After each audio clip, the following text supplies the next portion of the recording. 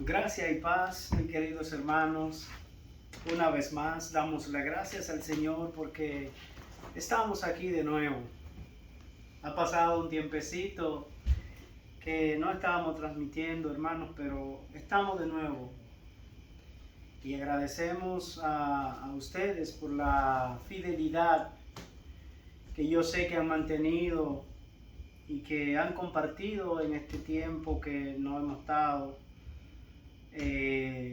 la transmisión. Así que de verdad, hermanos, agradecemos al Señor este tiempo que vamos a tener hoy. Agradecemos al Señor la fidelidad de ustedes hacia nuestro canal y aquellas personas que se han suscrito. De verdad, agradecemos infinitamente y damos las gracias al Señor. Y esperamos que Dios utilice todo esto como un instrumento para Él bendecir la vida de ustedes, mi vida y la vida de todos aquellos que por medio de esta vía puedan escuchar el Evangelio de nuestro Señor Jesucristo. Así que agradecemos nuevamente el apoyo que ustedes nos han brindado. Y así que en esta tarde vamos a estar, y quiero decirle también, agregarle, que vamos a estar transmitiendo a partir de las 4 de la tarde. De las 4 en adelante vamos a estar, eso va a ser nuestro nuevo horario. Cambiamos de horario y queríamos también informarle esto. Así que de verdad agradecemos de su comprensión a todo esto y de verdad que mi deseo es que el Señor pueda seguir bendiciendo sus vidas. Así que vamos a empezar en esta tarde y he titulado el sermón de esta tarde como nuestra mirada siempre debe de estar puesta en Cristo Jesús. Pero por favor permítame orar y así dar inicio a este sermón. Padre, en el nombre de tu Hijo Jesucristo, adoramos y exaltamos tu nombre. Te damos a ti la gloria, la honra y el honor. Reconocemos, oh Dios, que tú eres un Dios todopoderoso, que tú has sido fiel, Señor, aún nosotros siendo infieles. Señor, te rogamos que tú perdones nuestros pecados, que tú perdones nuestras iniquidades, Señor. Que tú perdones, Señor, porque muchas veces hemos quitado nuestra mirada, Señor, del autor y el consumador de la fe. Muchas veces, Señor, queremos caminar como camina el mundo, poner nuestra mirada en las cosas del mundo, Señor. Y en esta tarde, Señor, te pedimos que tú nos perdones. Perdónanos, Señor, porque hemos quitado nuestra mirada de lo eterno, Señor, a cosas pasajeras. Hemos puesto nuestra mirada en cosas pasajeras. Pero qué bueno que tu Espíritu Santo, Señor, en esta tarde nos puede ayudar a nosotros recapacitar a través de tu santa y bendita palabra, de que tenemos que volver a poner nuestra mirada en Cristo Jesús. Padre, yo te ruego que en esta tarde, Señor, tu Espíritu Santo, Señor, pueda ministrar los corazones, que haga conforme a lo que tu palabra dice. Señor, que ella no va vacía a ti, sino que tú la envías, Señor, y hace lo que tiene que hacer en los corazones. Te damos las gracias, Señor, en el nombre de Cristo Jesús, y te imploramos, Señor, que tú ministre cada corazón, Señor, que se está conectando, que está conectado, y aquellos que después de la transmisión van a ver, Señor, y van a compartir el video, Señor. Gracias te damos en el nombre de Cristo Jesús. Amén. Bien, mis queridos hermanos, repito nueva vez, el título, por si decirlo así, lleva el sermón esta tarde es, nuestra mirada siempre debe de estar puesta en Cristo Jesús. Y lo vamos a estar apoyando en Mateo capítulo 14, verso 22 al 33. Y dice la palabra del Señor. Mateo 14, 22 al 33. Y dice así: Enseguida Jesús hizo que los discípulos subieran a la barca y fueran delante de él a la otra orilla, mientras él despedía a la multitud. Después de despedir a la multitud, subió al monte a solas para orar, y al anochecer estaba allí solo. Pero la barca ya estaba muy lejos de tierra y era azotada por las olas, porque el viento era contrario. A la cuarta vigilia de la noche, dígase, de 3 a 6 de la mañana, Jesús vino a ellos andando sobre el mar. Los discípulos, al ver a Jesús andar sobre el mar, se turbaron y decían: es un fantasma. Y de miedo se pusieron a gritar. Pero enseguida Jesús les dijo: tengan ánimo, yo soy, no teman. Y Pedro le respondió: Señor, si eres tú, mándame que vaya a ti sobre las aguas. Ven, le dijo Jesús. Y descendió Pedro de la barca, caminó sobre las aguas y fue hacia Jesús. Pero viendo la fuerza del viento, tuvo miedo y empezó a hundirse. Gritó: Señor, sálvame. Al instante Jesús extendió la mano, lo sostuvo y le dijo: hombre de poca fe, ¿por qué dudaste? Cuando ellos subieron a la barca, el viento se calmó. Entonces los que estaban en la barca lo adoraron diciendo: en verdad eres Hijo de Dios. Muchos de ustedes están relacionados con esta historia o con este acontecimiento en el ministerio de Jesús.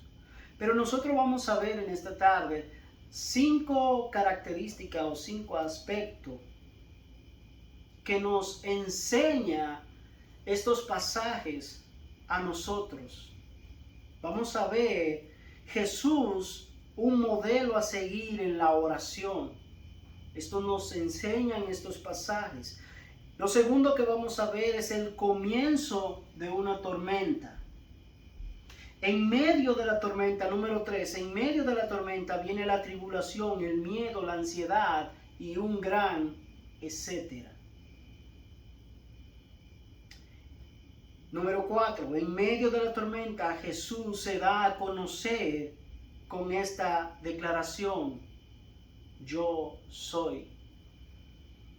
Y por último, vamos a estar viendo Jesús muestra su poder o autoridad sobre la naturaleza. Perdónenme que me escapé en algo. En el número 1, Jesús, un modelo a seguir en la oración. Vamos a estar hablando del versículo 23. El segundo punto es el comienzo de una tormenta, el versículo 24.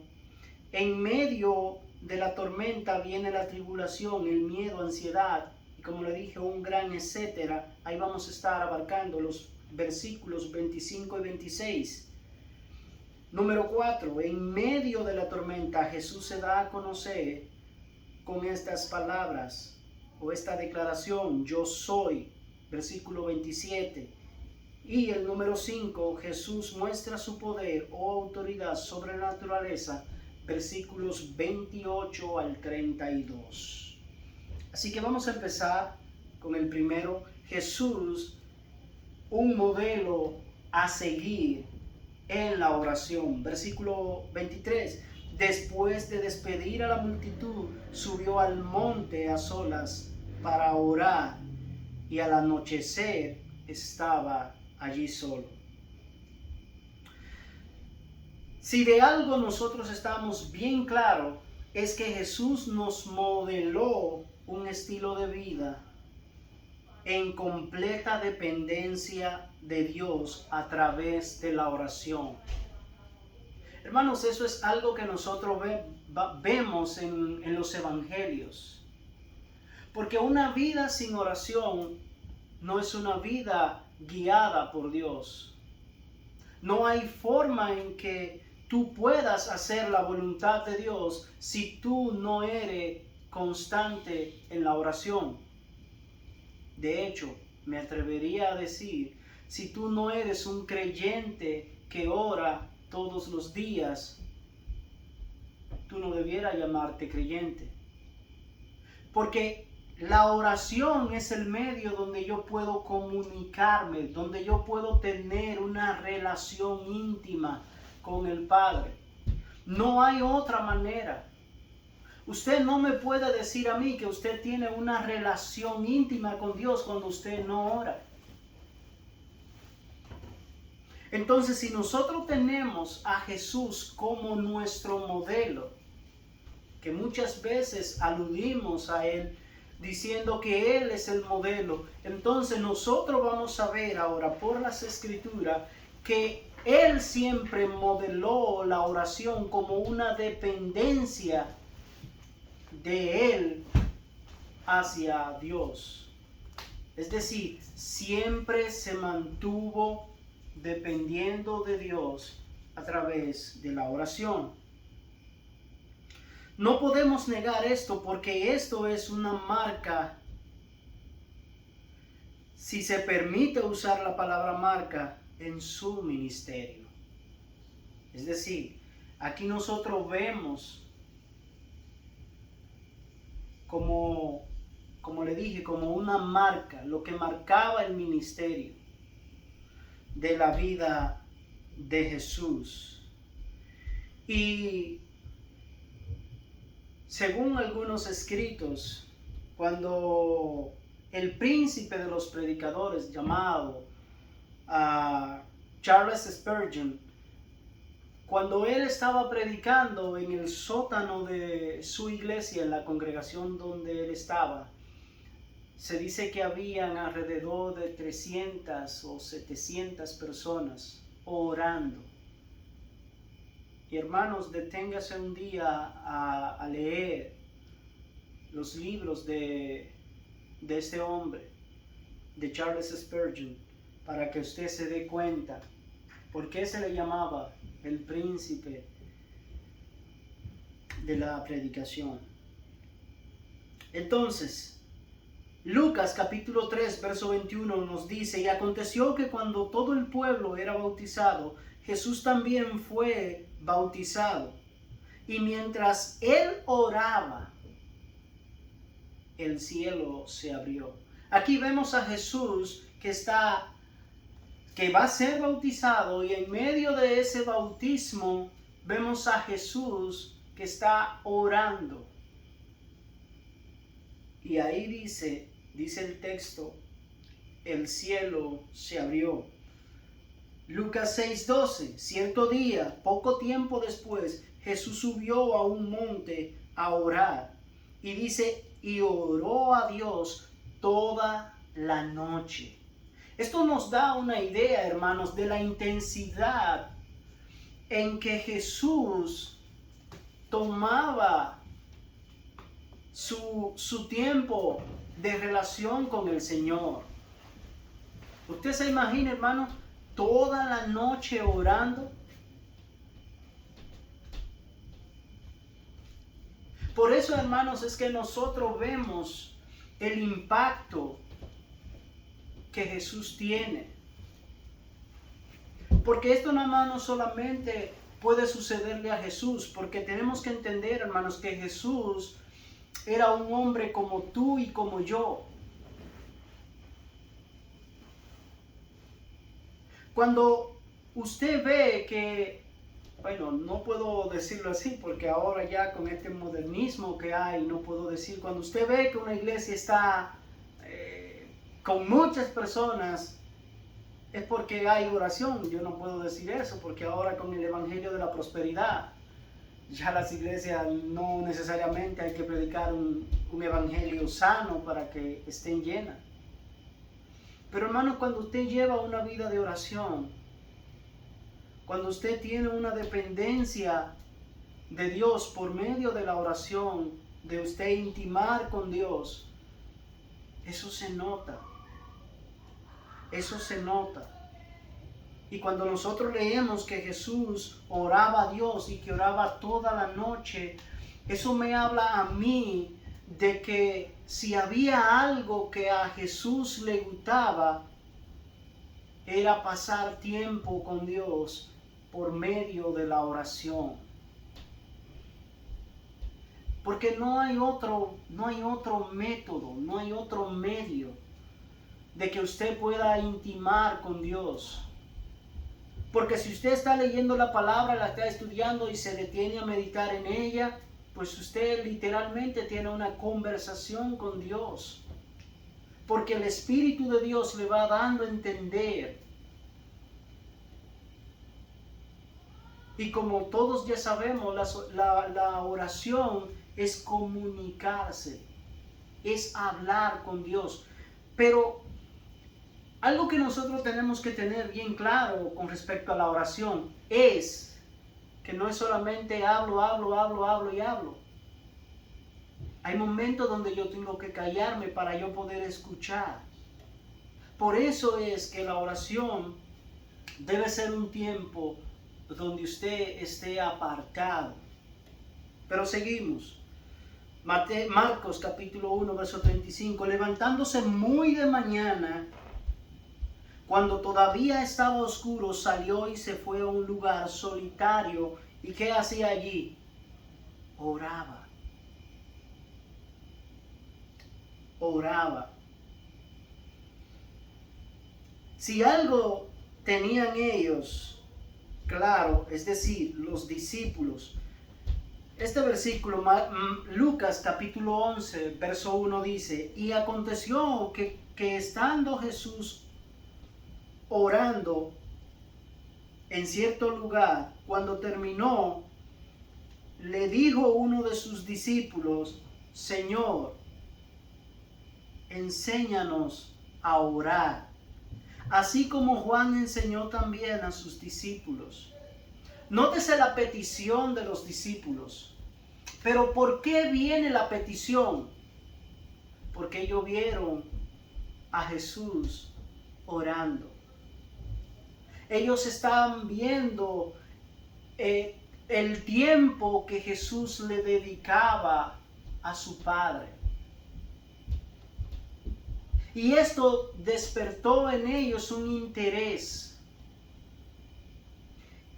Y notemos que ellos no están diciendo aquí, enséñanos a sacar demonios, enséñanos a levantar muertos, enséñanos a curar enfermos. No.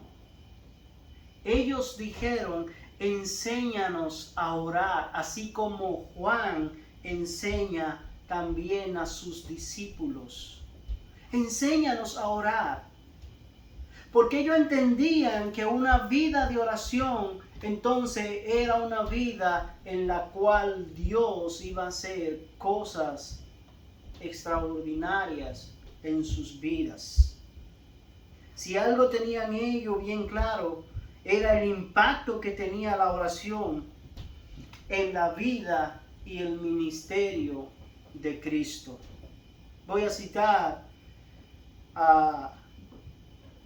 algo que Charles Spurgeon dijo: a veces creemos que estamos demasiado ocupados para orar. Este es un engaño, porque orar es ganar tiempo. Palabras sencillas, pero que tienen mucho peso. Nosotros a veces no queremos dedicarle tiempo a la oración. Y es por eso, hermano, que nos vemos envueltos en tantísimos problemas. Tomamos decisiones que al final de cuentas creemos que es la voluntad de Dios, creemos que Dios está en todo eso, y no es así, hermanos. Porque quizás no oramos por eso, porque quizás no permitimos o no involucramos a Dios en nuestras oraciones, en lo que vamos a hacer. Y creemos que porque hemos orado 2, 3 veces, 5 semanas, y ya es un tiempo donde Dios nos dijo, pero es que tú no le das chance. Cada vez que Dios quiere decir algo, tú solamente estás, habla y habla. ¿Y cómo Él te va a hablar? Entonces, hermanos, Charles Spurgeon veía que orar no era perder tiempo, sino que te ahorraba muchos problemas. Pero mira también lo que dice Martín Lutero con respecto a la oración. La oración no es para cambiar los planes de Dios, es para confiar y descansar en su soberana voluntad. Hermano, y esto sí que nos debe de chocar, porque a veces le pedimos a Dios cosas y no le pedimos, le ordenamos. Porque si voy a utilizar esta palabra, nuestro cliché debiera ser al final de cada oración que se haga tu voluntad, pero no. Hoy vemos donde yo le digo a Dios, mira, yo necesito que tú me hagas esto, yo necesito que tú hagas aquello, yo necesito esto, como si Dios fuera un títere, o como si Dios estuviera que responder a su amo. En este caso nosotros somos los amos de Dios y Dios es el esclavo que tiene que responder. No, hermanos, cuando nosotros oramos no es para que Dios cambie sus planes, no es para que Dios diga, no, ok, pues como tú estás orando mucho, yo voy a cambiar lo que tengo para... No, esa no es la idea. Nuestras oraciones no van a cambiar lo que Dios ya ha decretado, lo que Dios ha dicho. La oración es el medio con el cual yo puedo comunicarme, adorarle, pasar tiempo en Él. Porque yo debo de entender que todo lo que de Él viene para mi vida es justamente lo que mi vida necesita para Él llevarme hasta la estatura del varón perfecto, que es Cristo Jesús. El segundo punto que vamos a ver es el comienzo de una tormenta, verso 24. Pero la barca ya estaba muy lejos de tierra y era azotada por las olas, porque el viento era contrario. El momento se tornó crítico para los discípulos, y más aún cuando, a pesar de valerse de su experiencia en la técnica de navegación, no lograban dominar tan difícil situación, porque el viento le era contrario. Hermanos, si había algo que los discípulos podían manejar, si podríamos así decirlo, es que ellos conocían en lo que estaban envueltos. Es decir, ellos eran pescadores, ellos pasaban mucho tiempo en el mar. Ellos conocían todos los peligros que se podrían aproximar. Pero aquí vemos en las Escrituras que posiblemente, ellos nunca habían enfrentado una tempestad tan fuerte como esta. Quizás la hayan pasado, pero la Biblia no hace alusión de ella. Bueno, hace alusión de una cuando Jesús estaba en la barca. Dice que Jesús estaba en la barca y lo despertaron. Pero aquí estamos viendo a personas, hermanos, que tenían experiencia. Y esto nos debe de llamar a reflexión a nosotros, de que a veces nosotros creemos que porque tengamos conocimiento en algunas áreas, nosotros no necesitamos la ayuda de alguien. Aquí vemos a personas completamente con un conocimiento de todo esto. Y lo que los versículos siguientes nos dicen, hermanos, era que estaban tremendamente asustados. Esto llevó de seguro a los discípulos a un colapso emocional, al ver que no podían controlar la situación en la que se encontraban. Y esto eran hombres experimentados en la navegación. Ellos quizás nunca habían experimentado un mar tan embravecido como aquella madrugada. Todas sus fuerzas, esperanza y destreza sucumbían ante las gigantes olas que los abrumaban. Usted se puede imaginar esto, hermanos. Usted, como dice las escrituras, en medio del mar a las 3 de la mañana, con olas gigantescas,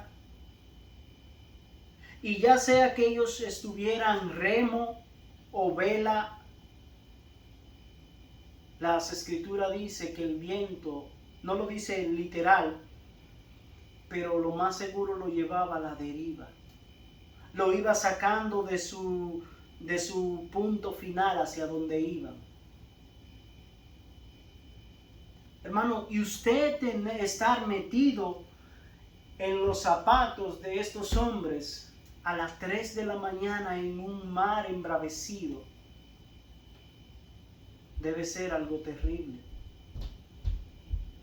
Como lo que pasó en la historia cuando el Titanic chocó con el iceberg. Qué momento de caos. Cómo las emociones de aquellas personas fueron tomadas y controlaron a esas personas. Ahora imagínese usted cuando el Titanic se estaba hundiendo, la desesperación.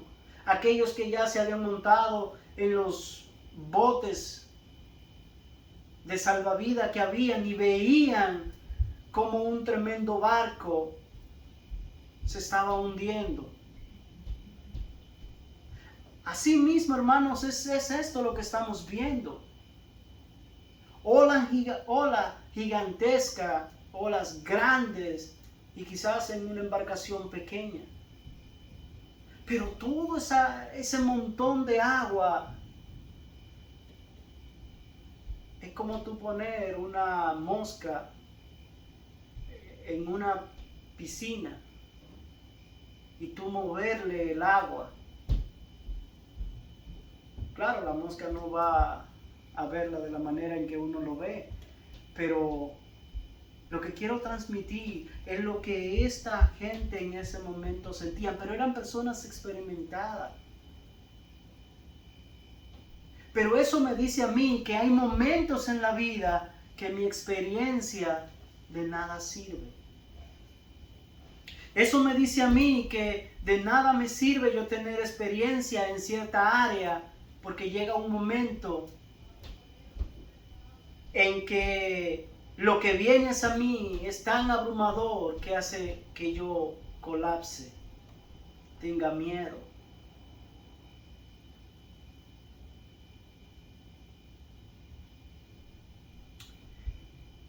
Así que teniendo todo eso en mente, vamos al punto 3. En medio de la tormenta viene la turbación, el miedo y la ansiedad y un gran etcétera. Versículos 25 y 26. A la cuarta vigilia de la noche, de 3 a 6, Jesús vino a ellos andando sobre el mar. Verso 26. Y los discípulos, al ver a Jesús andar sobre el mar, se turbaron y decían: es un fantasma. Y de miedo se pusieron a gritar. Quiero que nos detengamos en este punto, porque Esto que sucede aquí en el versículo 25 es de suma importancia, ya que nos demuestra algo maravilloso de Cristo y es su autoridad sobre la naturaleza. En otras palabras, su autoridad sobre la creación. Vamos a ver el verso 25, vamos a leerlo de nuevo. A la cuarta vigilia de la noche, Jesús vino a ellos sobre el mar. En el versículo 32 dice, cuando ellos subieron a la barca, el viento se calmó. Es decir, nosotros ahora estamos viendo, o los discípulos están viendo, en medio de esta tempestad, en medio de un mar embravecido, algo a que ellos llaman fantasma, que viene hacia ellos. Imagínese usted, es posible, hermanos, es posible que quizás ellos pensaron que eso que ellos veían allá, ese fantasma, según ellos, era quien provocaba la tormenta en la que ellos estaban. Yo no estoy diciendo que la Biblia dice eso. Yo estoy imaginando, yo estoy pensando de que quizás ellos, imagínense usted, en medio de ese caos que ellos están viviendo, sus emociones que están hasta el límite, y ellos ven, según nos narra las escrituras, un fantasma. Imagínense usted, ya tenemos el que está provocando todo esto. Y quizás, esto lo digo yo, quizás ahí dirían, esto es un juicio de Dios, como hay gente que entienden que Dios todavía es un verdugo. Quizás no estaban ellos como Jonás. Oye, ¿quién fue que pecó de ustedes? Que por eso es que estamos en lo que estamos. Dime, Andrés, ¿fuiste tú? Judas. Ah, era tú, Judas. Es decir, ahora, yo quiero que veamos dos cosas aquí. Su poder sobre la muerte. Dije que en el versículo 25 nosotros vemos la autoridad de Jesús sobre la naturaleza o sobre la creación, sobre su creación. Entonces, yo quiero enfocarme en dos puntos aquí, que es el poder que tiene Jesús sobre la muerte y el poder que tiene Jesús sobre la ceguera, y luego voy a concluir con esta parte para poder enlazar la idea de lo que quiero con estos dos eventos o milagros que Jesús hace. Dice su poder sobre la muerte, Mateo 18, 9, del 18 al 26. Pero solamente voy a empezar para ahorrar tiempo en su casa. Usted puede leerlo completo. Le voy a repetir la cita, Mateo 9, 18 al 26, pero yo voy a empezar a leerlo del 23 al 26. Cuando Jesús llegó a la casa del oficial, vio a una ruidosa multitud y escuchó la música del funeral. Esto es cuando Jesús va caminando, se encuentra con la mujer del flujo de sangre, y él va caminando, la mujer topa, y después luego viene, dice las escrituras, que viene un oficial y le dice a Jesús, mi hija está muriendo, ven para que tú la sanes. Y Jesús va, esta es la historia. Entonces, cuando Jesús llega a la casa del oficial, encuentra un ruido de la multitud, escuchando la música del funeral. Salgan de aquí, les dijo, la niña no está muerta, solo duerme. Pero la gente se rió de él. Sin embargo, una vez que hicieron salir a todos, Jesús entró y tomó la mano de la niña, y ella se puso de pie. La noticia de este milagro corrió por toda la región. Aquí vemos a Jesús entonces, el poder de Jesús manifestado, diciéndole a la muerte que la muerte no tiene dominio sobre esa niña. Que el autor de la vida, quien da vida y quien quita vida es Él. Y Él da la vida a esta niña nueva vez. Ahora, vamos a ver ahí mismo en Mateo 9, 27 al 31, lo que sigue. Ahora vamos a ver el poder de Jesús sobre la ceguera de una persona que no podía ver. Dice Mateo 9, 27 al 31.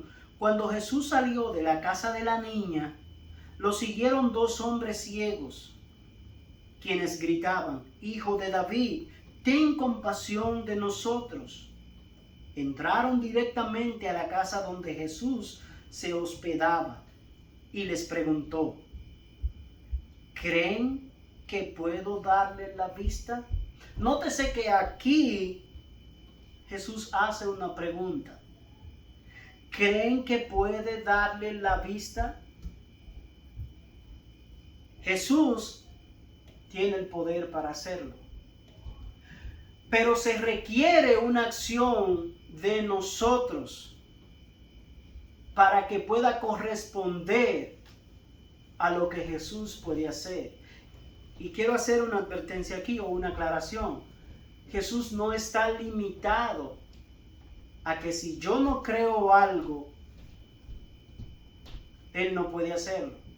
No, Él puede hacerlo. Yo lo que no voy a ver el milagro por mi incredulidad, no porque Él no tenga el poder para hacerlo. Él es Dios. Él puede hacer lo que quiera, cuando quiera, donde quiera y con quien quiera.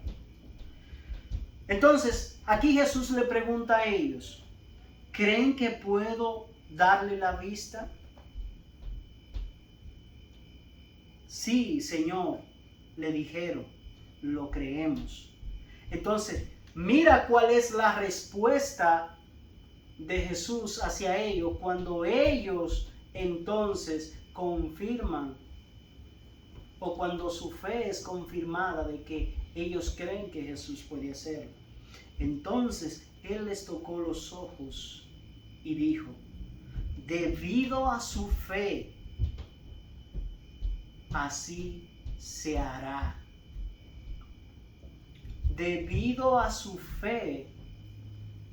Mira la importancia que tiene nuestra fe puesta en Cristo. Así se hará. Entonces sus ojos se abrieron y pudieron ver. Jesús le advirtió severamente: no se lo cuenten a nadie. Por ello, en cambio, salieron e hicieron correr su fama por toda la región. Ahora bien, quiero que prestemos atención a estos 2 milagros, como ya le había dicho, porque son una muestra palpable de lo que el ser humano de hoy está viviendo. El ser humano de hoy está viviendo en una ceguera y una muerte espiritual. Lo voy a repetir de nuevo. El hombre de hoy en día, y dígase mujer también, está viviendo una ceguera y muerte espiritual. El Espíritu Santo utiliza al apóstol Pablo y lo dice de esta manera en Efesios capítulo 2, verso 1 al 5.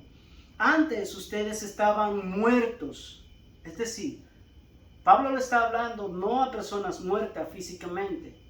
Pablo le está hablando a personas que están vivos, pero espiritualmente están muertas. Y él está diciendo: antes ustedes estaban muertos a causa de su desobediencia y sus muchos pecados. Recordemos aquí, hermanos, que el pecado es la separación. La paga del pecado es que la muerte. Entonces, vivían en pecado, al igual que el resto de la gente, obedeciendo ¿a quién? Dice aquí obedeciendo al diablo. Mira lo que dice más adelante. El líder de los poderes del mundo invisible, quien es el espíritu que actúa en el corazón de los que se niegan a obedecer a Dios. En otras palabras, lo que el apóstol Pablo nos está diciendo aquí por medio del Espíritu Santo es que aquellas personas que no hacen, que no andan, que no confiesan a Cristo como su Señor y su Salvador, están haciendo la voluntad del diablo. Están siguiendo los designios de su padre, el diablo. Porque ellos no quieren hacer la voluntad de Dios. Y hermano, esto es tan fácil como la matemática de 2 y 2 son 4. Si usted no hace la voluntad de Dios, entonces usted está haciendo la voluntad del diablo, aunque usted no lo quiera admitir. Sigue entonces el apóstol Pablo diciendo: todos vivíamos así en el pasado, siguiendo los deseos de nuestras pasiones y la inclinación de nuestra naturaleza pecaminosa. Por nuestra propia naturaleza éramos objeto del enojo de Dios, al igual que todos los demás. Ahora, mire cómo aquí hay un cambio. Y es bueno, hermanos, que cada vez que usted y yo leamos las Escrituras y nos encontremos con un pero en las Escrituras, prestemos atención, porque siempre el pero va a cambiar la connotación literalmente de lo que va en adelante. Es como cuando usted está hablando con alguien y usted le dice: mira, yo te doy permiso para que tú vayas al cine, yo te doy esto, te puedes ir en mi carro y todo aquello. Pero cuando tú dices pero, entonces ahí la gente se detiene y presta más atención, porque ellos saben que lo que viene es de suma importancia, tiene mucha relevancia en lo que va a continuar después. Entonces aquí el apóstol Pablo viene y dice en el versículo 4: pero Dios, mira cómo abrió él. Pero Dios es tan rico, dice, en misericordia, y nos amó tanto. Me detengo un momento aquí. Aquí hay dos cosas importantes que nosotros podemos ver. Primero, Dios, o tres cosas. Dios, Él dice, Él es rico en misericordia, un atributo de Dios. Y luego dice, que yo diría el mayor de todos, amor. Aquí vemos cómo el apóstol Pablo hace mención de estos dos grandes atributos de Dios, porque de tal manera amó Dios al mundo. Porque yo sé que tú eres un Dios de misericordia, que no te complace en los sacrificios, sino en que obedezcan tu palabra.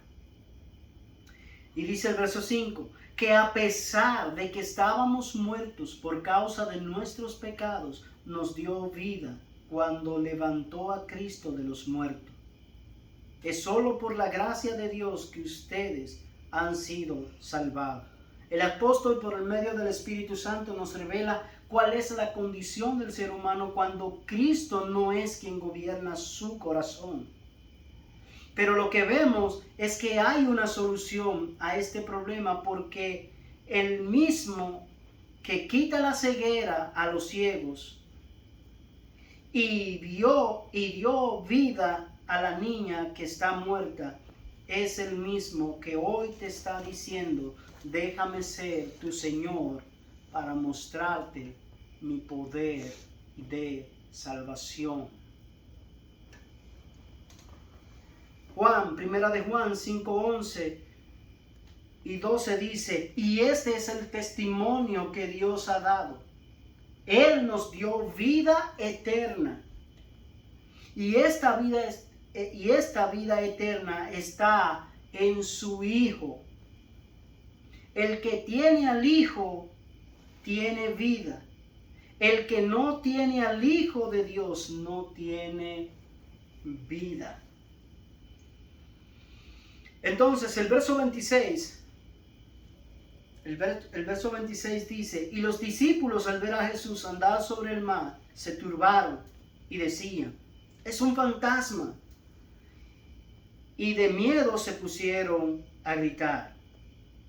En medio de mi tribulación queda manifestado mis creencias de lo que no digo, pero sí creo. Las escrituras no registran que en algún momento los discípulos creían que había fantasmas.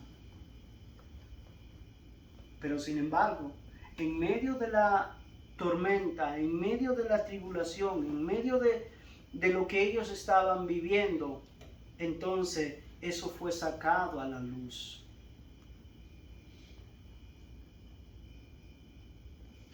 Hermanos, cuando nosotros estamos en medio de tribulaciones, des un momentito y pídale a Dios que le permita ver lo que realmente hay en nuestros corazones. Porque las pruebas, hermanos, que a nosotros nos vienen, no traen despropósito, traen un propósito, sea para que nosotros veamos cuál es la condición nuestra en sí, si de verdad somos creyentes o no. Los discípulos, como le dije, los discípulos quizás nunca hablaron de creer en fantasmas, pero en medio de su tribulación quedó manifestado su temor a ellos, porque en las tribulaciones siempre hay distorsión de la verdad. Cuando tú y yo estamos pasando por momentos, cuando tú y yo estamos en el horno de fuego, es posible que la verdad sea distorsionada si nuestra mirada no está puesta en Cristo. Y aquí, hermanos, es donde nosotros tenemos que tener mucho cuidado, mucho cuidado. Porque en los momentos de tribulación es donde nosotros somos más frágiles. Es donde a veces le damos paso a nuestros sentimientos, a nuestras emociones, y con facilidad podemos quitar la mirada de Cristo y llegar al punto de decir: ¿por qué, Dios? ¿Por qué tú permitiste esto? Y empezamos a cuestionar a Dios. Y cuando nosotros, hermanos, hacemos esto, lo que estamos diciendo es que tú no sabes lo que haces. Porque si tú supieras lo que está pasándome a mi vida, entonces tú no debiste permitirlo. Nosotros no lo decimos con nuestras palabras, pero es eso realmente lo que Dios ve en nuestros corazones. Pero eso debe de darnos a nosotros una alerta y decirnos: esta es la condición en la cual tú estás, que tú dices que eres creyente, pero cuando estás metido en el horno, esa no es la verdad. Entonces, es posible que ellos llegaran a creer, como le había dicho anteriormente, que el causante de esa tormenta era el fantasma que ellos veían. Pero eso no solamente le pasó a los discípulos, de que ellos distorsionaron, de que su pánico, su miedo, ellos distorsionaran la verdad, porque también le pasó a María Magdalena.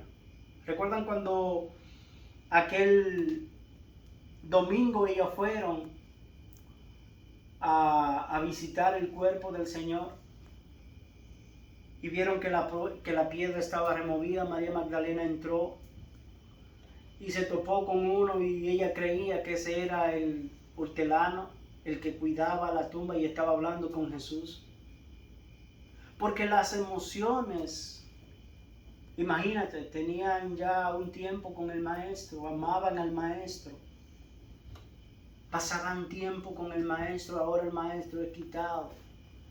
Ella en llanto, lloro y todas las cosas, un dolor en su corazón.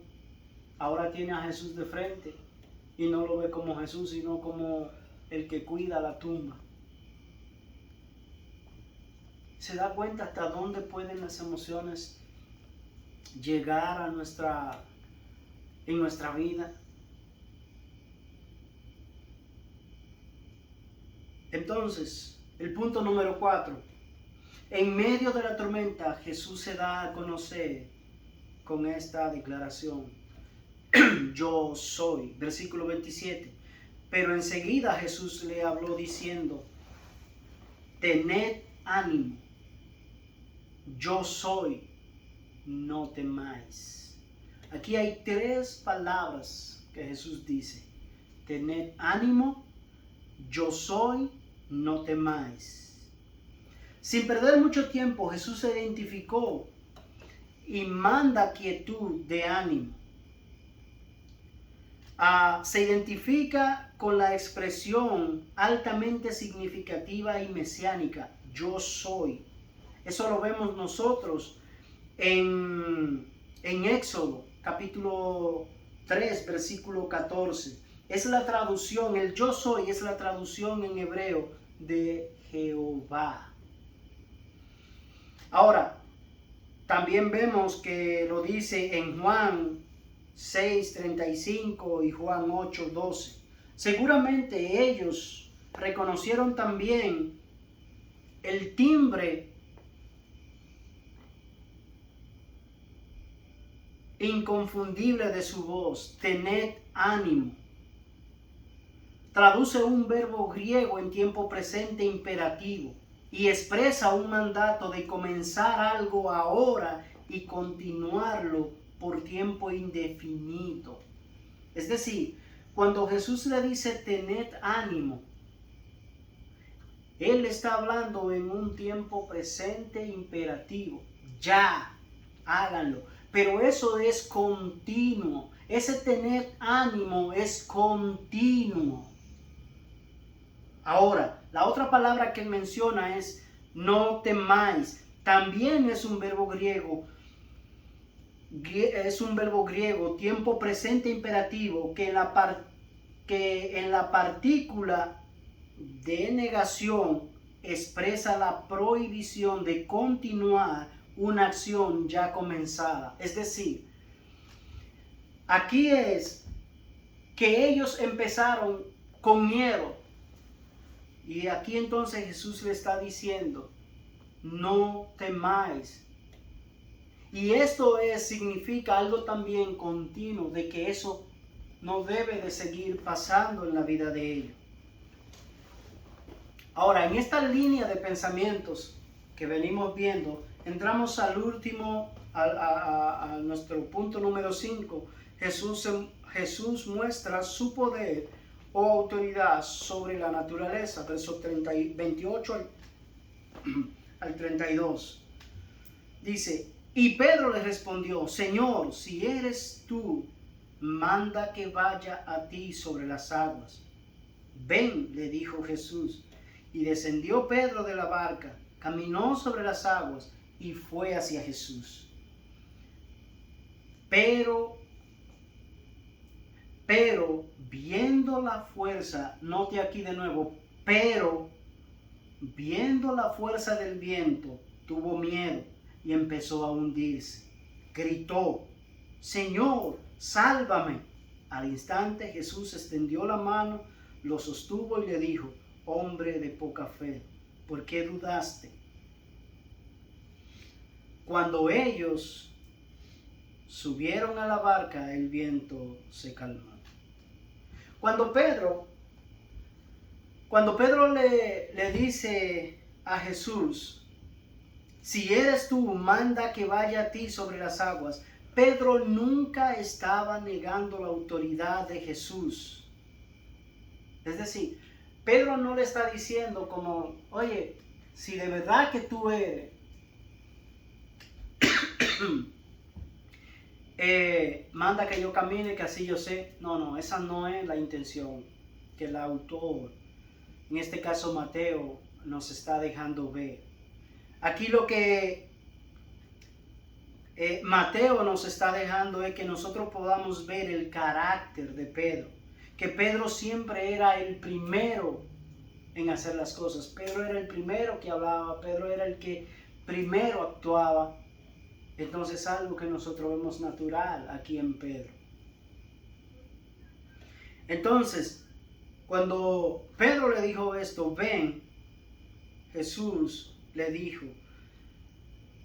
Y es interesante el poder ver cómo Pedro, con la mirada puesta en Jesús, desciende de la barca y caminó sobre las aguas. Pero quiero que recuerden 3 palabras que Jesús utilizó antes de decirle que vaya donde estaba él. Es decir, antes de que Jesús le dijera a Pedro, desciende de la barca y ven a donde yo estoy, hubieron 3 palabras que le dijo y fueron las que mencioné. Tened ánimo, yo soy y no temáis. Entonces, con estas 3 palabras, lo primero que Jesús hizo fue que calmó la tempestad de sus corazones. Nótese, Jesús no calma el viento. Jesús no calma las olas. Jesús no está calmando un mar embravecido. No. Jesús primero se va a ellos. Y en vez de Jesús traer tranquilidad para que ellos se tranquilizaran, en medio de la tormenta, entonces Jesús tranquiliza sus corazones, Jesús tranquiliza sus emociones y todavía ellos están en la tormenta. Nota que Jesús no calmó primero el mar, ni sus emociones. Jesús primero cambió lo de adentro y cuando él tranquilizó sus emociones, entonces le dijo a Pedro, ven hacia donde yo estoy. Porque ¿sabe qué, hermanos? Si Jesús cambia lo de afuera primero, no hay ningún provecho. Porque el problema es aquí. Nótese que nosotros no vemos que las escrituras dicen que los discípulos siguieron alterados. Porque ellos estaban en la tormenta todavía. Ellos veían el mar embravecido todavía. Pero cuando Jesús le dijo a ellos, tened ánimo, yo soy, no temáis, eso trajo tranquilidad, eso bajó las emociones de estas personas. Eso trajo una paz inmensa en el corazón de ellos. Ahora, en medio de esa paz, está en ellos envuelto en un mar totalmente embravecido. Lo que hoy Jesús nos está diciendo por medio del Espíritu Santo y su palabra es que Él te puede hacer cambiar en completa paz, te puede hacer caminar en completa paz en medio de un mar enfurecido, porque solo Él tiene la autoridad para tranquilizar nuestros temores y hacernos andar en medio de la tormenta sin temor. Es decir, Jesús no quitó la tormenta. En ese momento cuando le dijo a Pedro, ven, la tormenta estaba, pero sus corazones estaban quietos, porque Jesús trajo quietud a ellos. El texto no nos deja bien claro que Pedro, cuando descendió de la barca, tenía la mirada puesta en Jesús.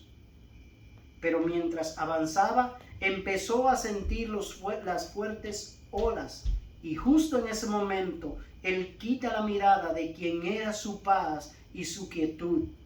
En medio de su tormenta, Pedro, al quitar la mirada de Jesús, le fue quitada aquellas 3 palabras que calmaron su tempestad. Tened ánimo, yo soy, no temáis. Cuando quitamos nuestra mirada de Jesús, nuestros temores se apoderan de nosotros y empezamos a hundirnos en nuestra tormenta. Pero notemos que cuando Pedro empezó a hundirse, Jesús no hizo nada. Pedro se está hundiendo, se está viendo y Jesús está quieto. Y Pedro ya me imagino, ¡ay, Señor, me estoy hundiendo! No lo dice ahí directamente así de una vez. Entonces dice, hasta que hubo un momento de mayor clamor. Y dice aquí, Señor, sálvame.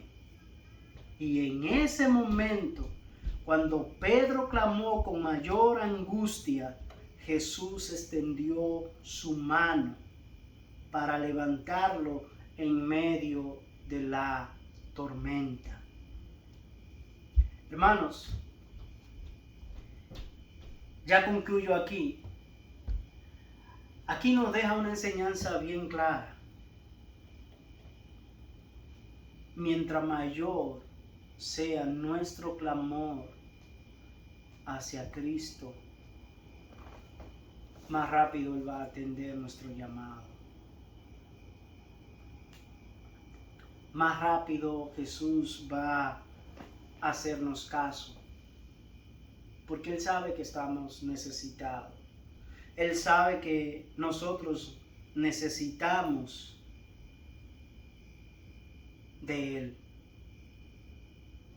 Pero lo interesante es que todo lo que Jesús hizo, lo hizo en medio de una tormenta, de hombres experimentados, de hombres que sabían y conocían el mar. Pero Jesús no quitó la tormenta, sino hasta que subió con Pedro a la barca con los demás discípulos, y dice la Escritura que en ese momento el viento se calmó, el mar se calmó. Y ahí entonces ellos se postraron y adoraron al Maestro. Hermanos, pero concluyo con esto. Nuestra mirada siempre, siempre debe de estar puesta en Cristo. Porque el día que la quitemos de ahí vamos a ser como Pedro, que nos vamos a hundir en el tormento, en la angustia que este mundo trae consigo.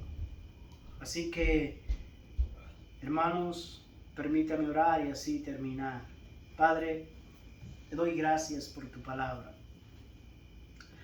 Gracias, Señor, porque a través de tu palabra tú nos enseñas, Señor, que aún estando en la tormenta, Señor, tú puedes traer ánimo a nuestra vida. Tú te das a conocer en medio de la tormenta como el gran yo soy. Y en medio de la tormenta, Señor, tú nos dices que estemos confiados, porque tú estás en la barca. Ciertamente, Señor, en esta vida vamos a afrontar muchísimas dificultades, que de una u otra manera, Señor, nuestras emociones van a querer controlarnos, pero, Señor, rogamos que tu fe hacia nosotros, o nuestra fe, perdón, no falle, Señor. Que siempre, Señor, estemos poniendo nuestra mirada en ti, independientemente, Señor, de las vicisitudes que podamos tener en la vida. Solo poniendo nuestra mirada en ti, Cristo, podemos seguir hacia adelante. Padre, gracias por cada vida, Señor, que está conectado. Gracias por aquellos que se van a conectar, aquellos que van a compartir la transmisión, Señor, gracias. Y que tu paz, Señor, aquella paz que tú traíste en medio de la tormenta a los discípulos, tú traigas, Señor, esa paz sobre aquellos que también, Señor, están pasando por tormenta ahora en su vida. Padre, te damos las gracias y te bendecimos en el dulce y maravilloso nombre de nuestro Señor Jesucristo. Amén. Hermano, gracia y paz sean para todos ustedes. Recuerden de darle un like a nuestro video, de compartirlo y de seguirnos en nuestra página, tanto de Facebook como en YouTube, en Instagram, a Carlos Pérez Alcanzado por Gracia. Así que gracia y paz sean para todos ustedes y que el Dios Todopoderoso le bendiga rica y abundantemente en esta tarde. Bye.